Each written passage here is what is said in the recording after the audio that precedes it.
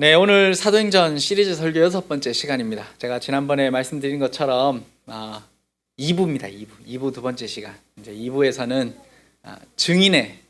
증인에게 초점을 맞춰서 여러분들에게 설교 말씀을 전하고 있습니다. 지난 5번의 설교를 통해서 증거의 내용, 증거의 능력, 그리고 증거의 열매, 증거의 장애물, 지난 시간에는 우리가 증인으로 살면 세상에서 고난받는다, 그죠? 이런 말씀을 함께 나눴습니다. 제가 오늘 설교를 준비하면서 이번 한 주 동안 한 가지 고민이 있었습니다. 그게 뭐냐면 증인의 삶을 설교하는 내가, 그리고 이 증인의 삶이라는 설교를, 시리즈 설교를 듣고 있는 여기 모여있는 여러분들이 정말 자신을 증인이라고 생각하고 있을까? 그죠? 여러분 스스로 나는 증인이다, 내가 살아야 하는 삶은 증인의 삶이다, 이렇게 생각하고 있는지, 그죠? 그렇게 사는 것이 힘들고 어려울지언정 그것이 여러분들의 정체성이 되고 있는지에 대한 생각이, 고민이 저에게 찾아왔습니다. 설교를 듣고 감동하고 은혜를 받는 건 사실 쉬운 일입니다.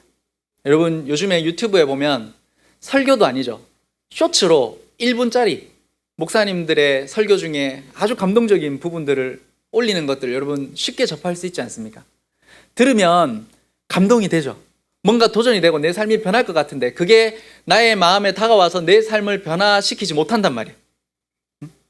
그 말씀을 나의 말씀으로 여기고 순종하는 건 결코 쉽지 않습니다. 그래서 대부분의 성도들이 증인의 삶이라는 이런 설교를 들어도 이 말씀을 그냥 흘려듣습니다. 말씀 중에 그냥 내 마음에 와닿는, 감동되는 한 부분만 그냥 들을 뿐이지 설교를 흘려듣습니다. 아니면 목사님 말씀은 좋지만 증인은 나랑 좀 거리가 있는 것 같습니다. 그거는 우리 교회에 좀 열심히 있는 저 사람, 아니면 어떤 전도에 은사 받은 어떤 사람이 해야 될 일 아닙니까? 이렇게 생각을 하거나, 아니면 나도 그렇게 살아야 되는 건 알지만 목사님 지금은 아닌 것 같습니다.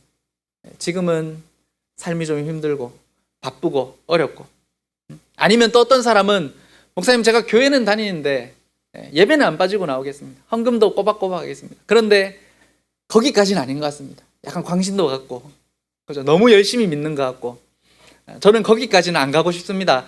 이런 생각으로 말씀을 받아들이는 성도들이 많이 있습니다. 만약에 여러분들이 이런 생각을 가지고 말씀을 받아들이고 있으면 여러분들은 아직 여전히 여러분들의 전부를 주님께 드린 것이 아닙니다. 주님은 여러분들에게 전부를 주셨는데, 주님, 나는 주님께 전부를 드리고 싶지 않습니다 라고 말하는 것과 똑같다는 말입니다. 여러분, 우리가 결혼을 하면 혼인서약을 하지 않습니까? 이 혼인서약의 내용의 핵심은 나의 전부를 나의 배우자에게 주기로 약속하는 겁니다. 주기로 약속하는 것. 그런데 나는 내 남편에게, 내 아내에게 나의 전부를 줬는데 만약에 그 사람이 나는 당신에게 전부를 주지 않을 거야, 당신 사실 나의 전부가 아니야, 왜 내가 당신 말고 사랑을 조금만 남겨서 다른 데도 조금 주고 싶어, 나는 박애주의자야, 이렇게 말하면 여러분 배우자에게 아유 참 대단한 분 나셨습니다, 그죠? 이해해드리겠습니다, 참 사랑이 많으시네요, 다른 데도 좀 나눠주세요, 이러겠습니까? 그렇지 않죠, 그죠?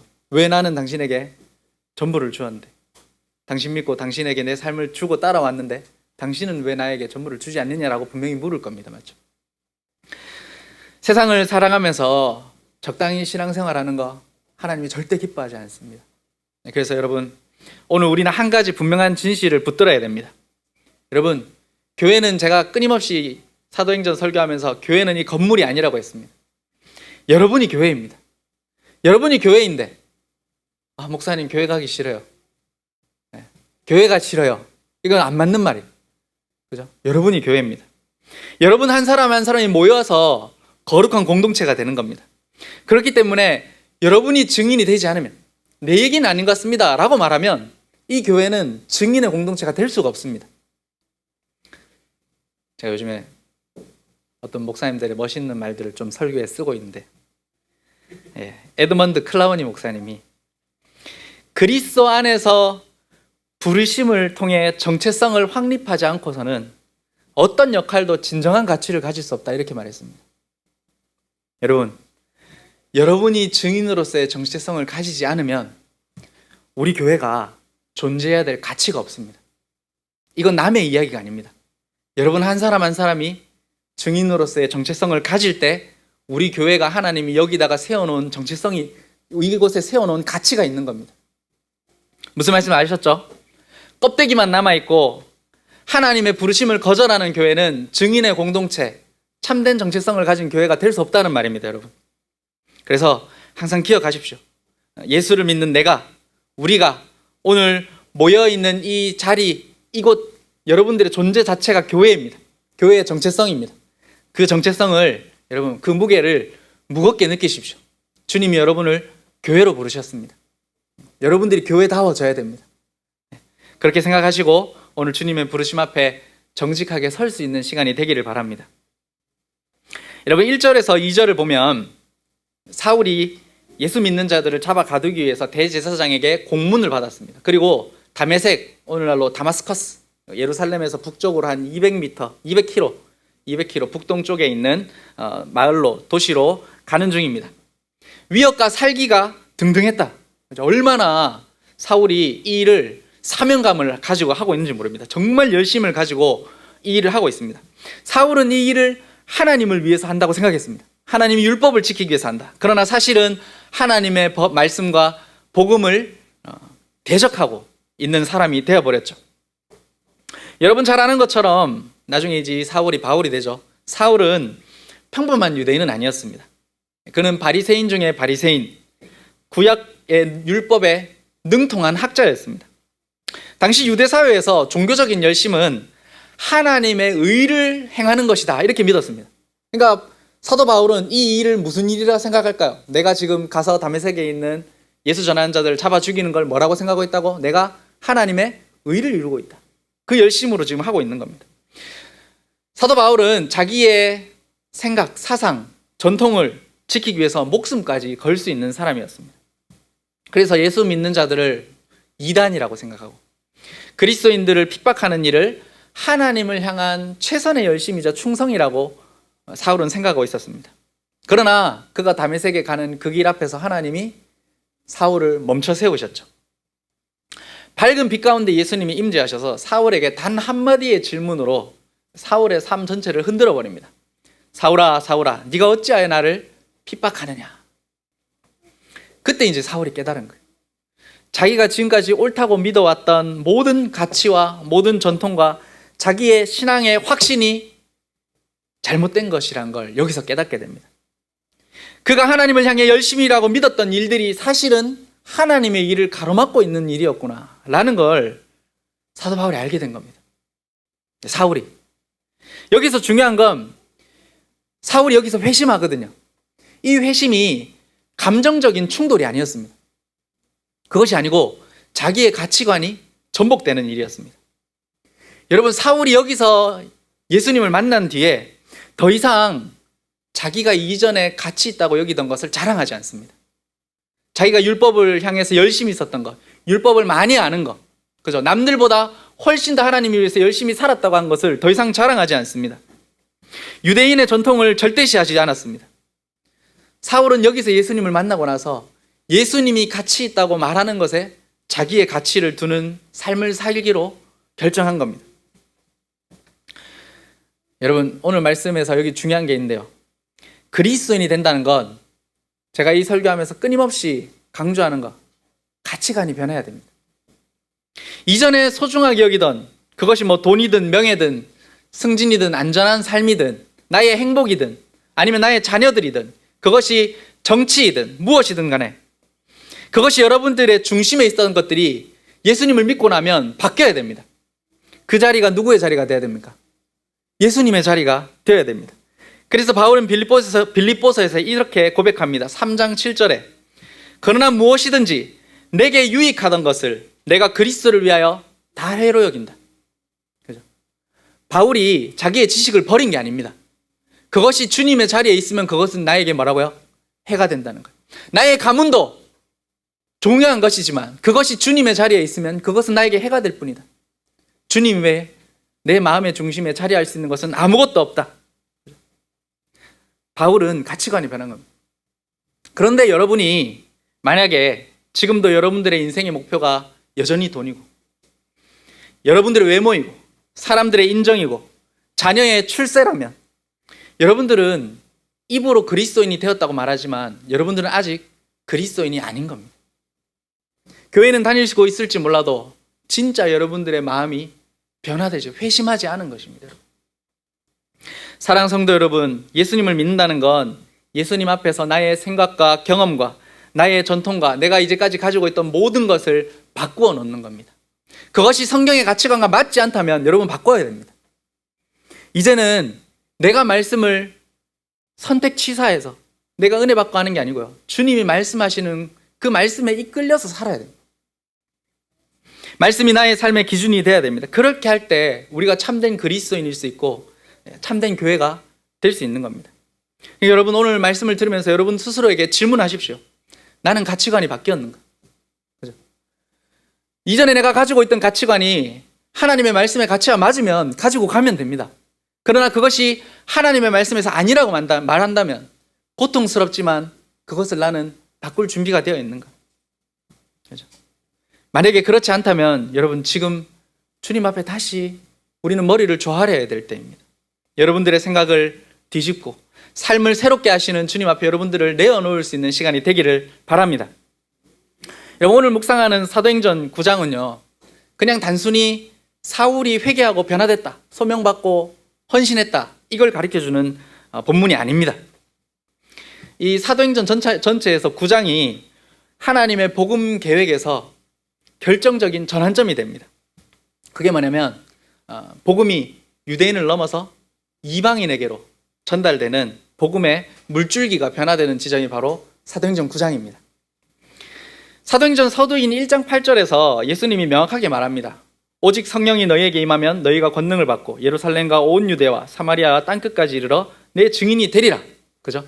이렇게 주님이 선포하셨습니다. 이것이 이루어지는 변곡점이 어디라고요? 오늘 우리가 읽었던 사도행전 9장입니다.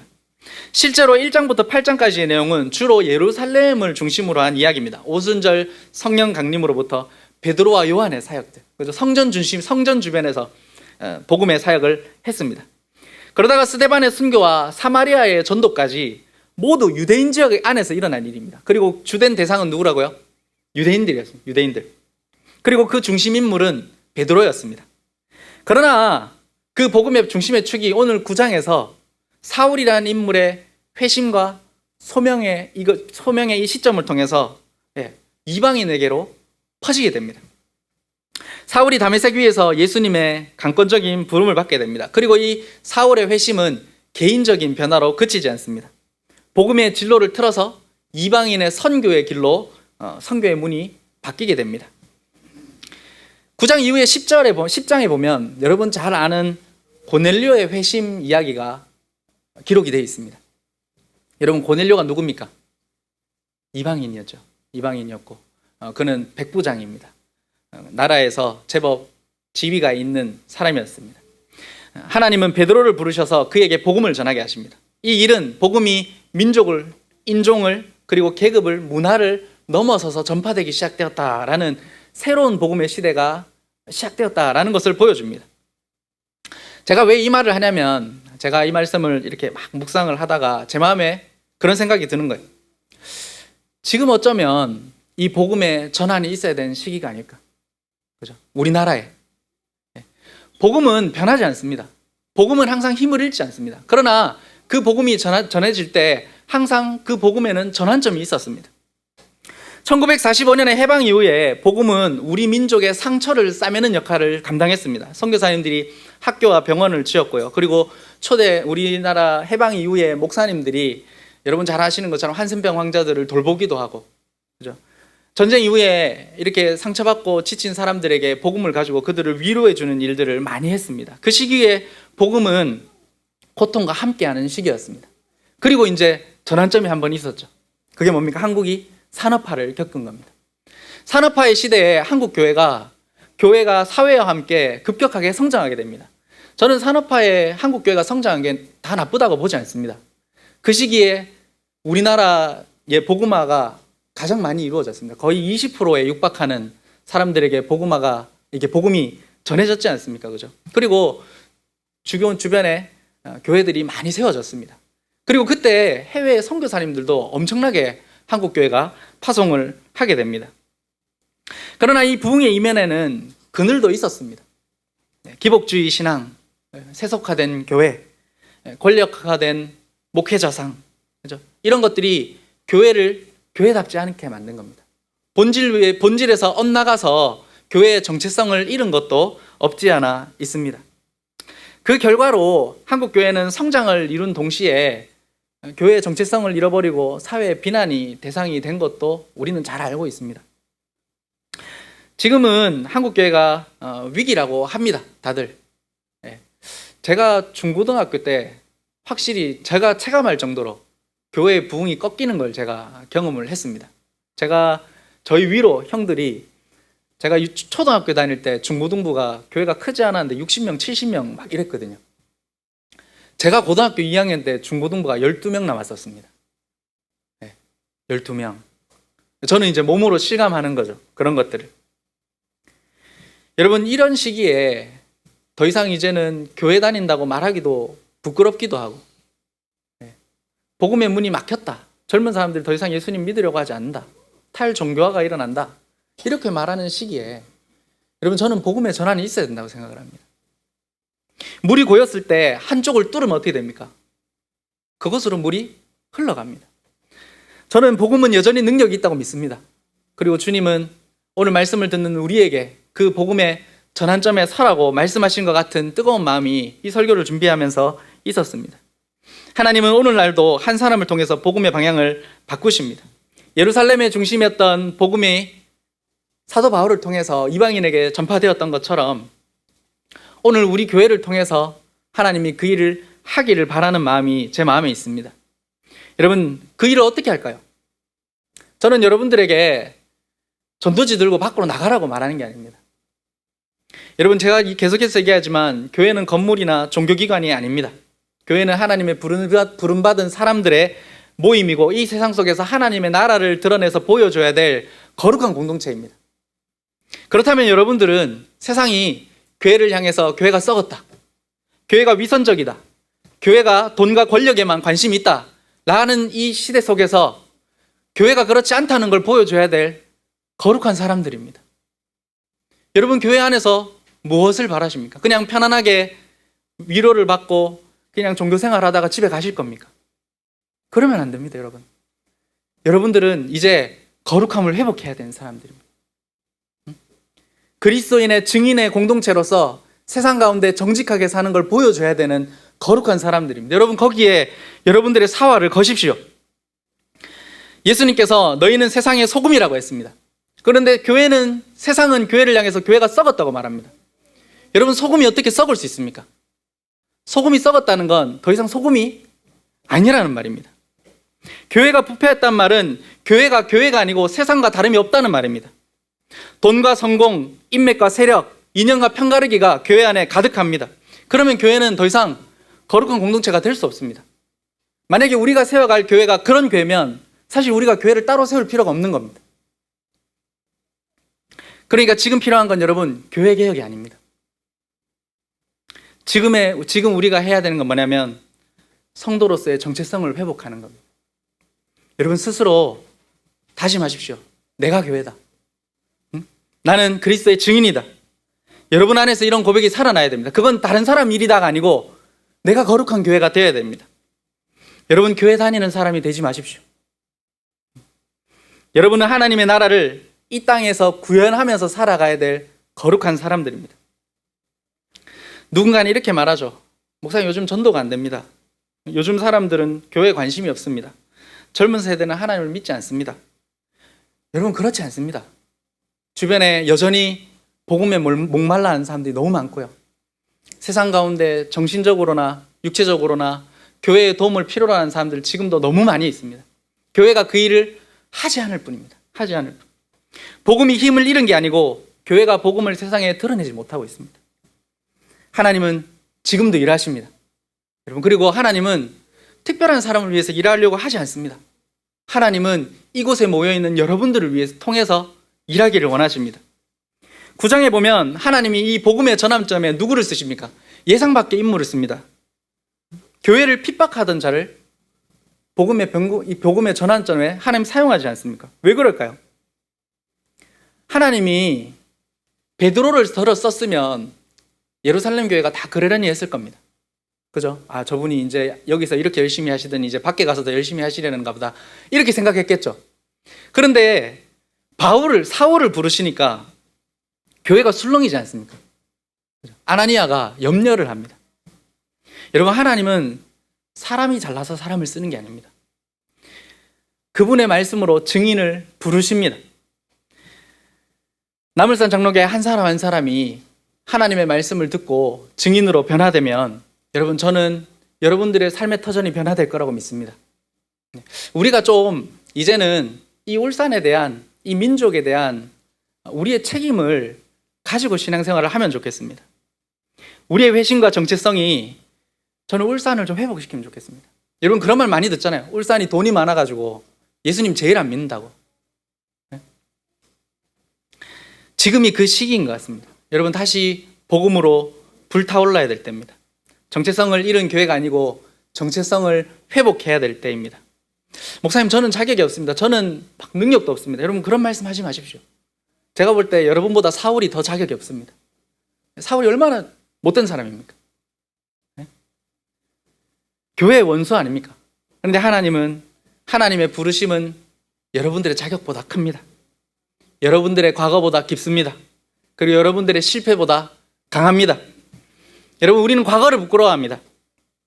내가 과거에 이런 경험이 있는데, 내가 이런 사람이었는데, 나는 이런 후회스러운 선택을 했었는데, 나의 관계는 이렇게 무너져 있었는데 내가 어떻게 증인이 될 수 있을까? 우리는 이런 생각에 빠져 있습니다. 하지만 그것이 하나님의 부르심을 여러분 막을 수 없습니다. 하나님은 지금도 하나님의 증인이 될 사람들을 부르십니다. 누가 나를 위하여 갈고 할 때 주님, 여러분 뭐라고 대답해야 되겠습니까? 주님, 제가 저기 있으니까 제 보내십시오. 쟤는 머리도 좋고 집에 돈도 많고 시간도 많습니다. 이럴 겁니까? 그러지 마시고, 누가 어디 있다고요? 제가 여기 있습니다. 나를 보내소서. 그러면 하나님이 복음의 물꼬를 트실 겁니다. 전도가 안 됩니다. 여러분들을 통해서 전도가 되게 하실 겁니다. 제가 이전에 섬기고 있던 교회에 진짜 성품이 좋은, 누가 봐도 착하고 착한 집사님 한 분이 계셨습니다. 근데 그 집사님이 전도 못합니다. 평생 전도 안 하는데 한 사람이 그 집사님 따라 교회를 왔습니다. 그 집사님을 따라 교회에 나온 사람이 하는 말이 뭔지 압니까? 세상 살면서 이렇게 착한 사람 본 적이 없다는, 그분이 믿는 하나님이 어떤 분인지 궁금해서 교회에 나왔다고 하는 분을 제가 본 적이 있습니다. 여러분들이 세상에서 빛으로 소금으로 살면 여러분들이 증인인 겁니다. 자, 사울은 교회를 핍박하던 자였습니다. 그가 회심한 이후에 교회 공동체로 들어오게 되는데, 여러분, 이 과정이 사실 대단히 어려운 일이었습니다. 사울이 그리스도인들에게 공포의 대상 아닙니까? 공포의 대상. 과거에 우리 교회를 핍박하고 우리 삼촌을 감옥에 집어넣은 사람, 누군가의 아버지를 감옥에 가둔 사람, 죽인 사람이 사울 아닙니까? 과거에 폭력과 위협으로 가득 차 있었기 때문에 그가 교회에 오는 게 쉽지 않습니다. 그런데 그가 교회 공동체로 올 수 있도록 인도해 준 사람인데, 그가 누굽니까? 바로 아나니아입니다. 여러분, 아나니아는 이때만 등장합니다. 이전에 나온 적이 없습니다. 이름 없는 제자. 그죠? 그런데 하나님의 명령이 떨어졌을 때 아나니아가 이렇게 말합니다. 주님, 그 사람이 그리스도인들에게 피해를 많이 끼친 사람입니다. 괜찮겠습니까? 이렇게 물어본 겁니다. 그의 반응은 당연한 거죠. 그죠? 당연한 겁니다. 아마 우리도 똑같이 말할 겁니다. 하나님, 그 사람 진짜 받아들여야 됩니까? 교회 밖에 있을 때 문제 많이 일으켰던 사람인데 우리 교회에 피해를 끼치는 거 아닙니까? 그 사람 우리랑 너무 사상이 다릅니다. 어떻게 그 사람이 우리 교회에 올 수 있겠습니까? 우린 이렇게 생각할 수 있습니다. 그런데 하나님은 이렇게 말하는 겁니다. 그는 내 이름을 위하여 택한 나의 그릇이다. 그렇죠? 여러분, 여기서 중요한 두 가지가 있습니다. 첫째는 하나님의 부르심을 사람이 판단하면 안 됩니다. 하나님의 부르심을 사람이 절대로 판단하면 안 됩니다. 교회는 누군가를 배척할 권리가 없습니다. 여러분들이 교회에 올 때 하나님이 여러분들의 그때 당시의 상황을 보고 여러분들을 판단해서 교회로 부른 것이 아닙니다. 그죠? 교회는 하나님의 부르심에 응답하여서 교회로 온 사람들을 환대하고 품어주는 것입니다. 두 번째로, 교회는 공동체로 누군가를 받아들일 때 과거가 아니라 하나님이 부르신 그 일을 바라봐야 됩니다. 아나니아는 결국 자신의 고정관념, 그죠? 선입견을 내려놓습니다. 그리고 사울에게 가서 뭐라고 말하냐면 형제 사울아라고 부릅니다. 이 한마디가 교회의 핍박자를 교회의 공동체, 증인의 공동체 구성원으로 받아들이는 놀라운 말이 된 겁니다. 오늘날에도 교회에서 우리가 보면 이런 형제 사울을 만날 수 있습니다. 교회에 처음 온 사람이 어떻게 성숙한 그리스도인의 모습으로 올 수 있겠습니까? 그죠? 그 사람은 세상의 가치관을 아직 내려놓지 못한 모습, 교회에 익숙하지 않은 모습, 그리고 심지어 믿음과 거리가 먼 습관을 여전히 가지고 있는 모습일 수도 있습니다. 그러나 그들이 교회로 왔다면 그들은 하나님의 부르심에 응답해서 첫걸음을 내디딘 겁니다. 그럼 우리의 태도는 어때야 될까요? 그를 환대해 주어야 됩니다. 문제는 우리 안에 자리 잡고 있는 고정관념입니다. 교회에 오래 다닌 사람일수록 자신만의 기준이, 잣대가 강해집니다. 그리고 이런 것들은 전도를 잘 하지 않는 개혁주의 신앙을 따르는 교회일수록 강하게 나타납니다. 교회 오면 이래야지 저래야지, 그죠? 신앙의 기준을 가지고 판단하고, 도덕적인 기준을 가지고, 아니면 자녀 양육에 대한 기준을 가지고 사람들을 판단하는 겁니다. 왜 저 집 애들은 인사를 안 할까? 신앙생활은 이렇게 해야 되는데 왜 저렇게 하지 않을까? 왜 이런 거 안 할까? 그런 마음이 쌓이면 우리는 어느새 하나님의 관점으로 그 사람을 보는 게 아니고 내 관점에서 그 사람을 보게 됩니다. 새로운 사람에 대한 기대, 그 사람이 어떻게 그리스도인으로 변화될까? 하나님이 우리를 통하여서 저 사람을 어떻게 변화시켜 갈까라는 기대감보다 나의 체면과 나의 가치관이 더 중요하게 돼버리는 겁니다. 이렇게 되면 교회는 세상 문화에 대한 배타성을 넘어서 사람에 대한 배타성으로 번지게 됩니다, 여러분. 근데 늘 주님이, 성경이 말하는 건 뭡니까? 죄는 미워하되 사람은 미워하면 안 되는 겁니다, 여러분. 우리는 교회에서 구경꾼이 아닙니다. 아나니아 같은 사람 따로 있어야 되는 게 아니고 우리가 그 일을 감당해야 됩니다. 사울이 홀로 회심했을 때는 아무 일도 일어나지 않았습니다. 그는 눈이 멀어가지고 그저 한 집안에서 가만히 앉아 있을 뿐이었습니다. 하나님은 아나니아를 통해서 그를 교회 공동체로 부르셨습니다. 회심은 개인적인 사건일 수 있지만 성장은 교회 공동체 안에서만 이루어집니다. 교회는 새로운 생명이 들어왔을 때 그 생명을 새가 알을 품듯이 잘 품어주어야 됩니다. 그리고 그와 함께 사명의 자리로 가야 됩니다. 우리가 이 사명을 잃으면 우리 교회는 종교적인 집단이 되어버립니다. 교회 안에 들어온 사람에게 배타적일 수밖에 없습니다. 나의 종교적인 만족을 누리기 위해서 교회에 왔는데 새로운 사람이 그걸 깨뜨린다고 생각하고 그와 대적하게 됩니다. 그렇게 되면 안 되겠죠, 그죠? 저는 여러분들이 누군가에게 아나니아가 되기를 바랍니다. 여기서 우리가 잡아야 될 중요한 적용이 하나 있습니다. 여러분, 사명은 능력 있는 사람을 통해서 일어나는 게 아니고 순종하는 사람을 통해서 일어납니다. 아나니아는 위대한 선지자가 아니었습니다. 초대교회를 이끌어가던 기둥 같은 지도자도 아니었고 복음의 영웅도 아니었습니다. 그저 한 지역에 있던, 다메섹으로 도망가 있던 보통의 신자 중에 하나였습니다. 그런데 하나님이 그를 사용하신 겁니다. 오늘 교회 안에 이런 이야기 하는 분들 많죠. 목사님, 준비되면 하겠습니다. 준비되면. 언제 준비됩니까? 죽을 때까지 준비해도 준비가 다 됩니까? 절대 안 됩니다. 청년들 중에, 제가 청년들 많이 만나봤는데, 목사님 준비되면, 장가갈 준비되면 장가 가겠습니다. 그러면 죽을 때까지 장가 못 갑니다. 장가는 어떻게 가야 됩니까? 준비하고 갑니까? 성태 잘 들어라. 장가는 그냥 기회 될 때 그냥 가면 됩니다.